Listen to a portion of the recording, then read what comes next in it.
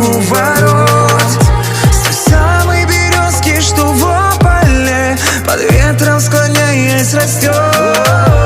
Может, она начинается с весенней запевки скворца, И с этой дороги проселочной, которой не видно конца, с чего начинается рок